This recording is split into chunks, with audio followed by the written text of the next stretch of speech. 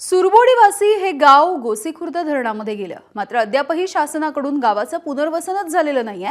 त्यामुळे मागील 13 वर्षांपासून गावाचं पुनर्वसन करावं अशी मागणी इथे जोर धरते आहे। मात्र याकडे शासनाचं दुर्लक्ष होत असल्यामुळे गावकऱ्यांनी सुरबोडीवासियांना गोसीखुर्द धरणामध्ये जलसमाधी आंदोलन केलंय।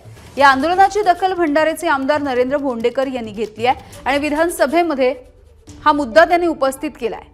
तसंच प्रशासनानं आश्वासन दिल्याच्या नंतर आंदोलकांनी हे आंदोलन आता मागे घेतलंय। अंतर्बाधित लोकांनी एक सुरबोडी गावामध्ये अध्यक्षमध्ये जलसमाधीचा एक मोठा आंदोलन घेतलं अध्यक्षमध्ये। त्यांचं म्हणणं होतं की मागच्या वर्षी जलसंपदा मंत्री आणि आता तत्कालीन जे मुख्यमंत्री साहेब आहेत फडणवीस साहेब यांनी त्यांना शब्द दिलं होतं की मीटिंग घेऊन तो प्रश्न मार्गी लावू।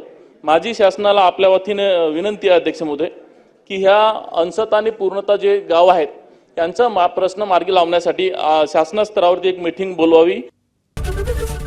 एबीपी माझा, उघडा डोळे बघा नीट।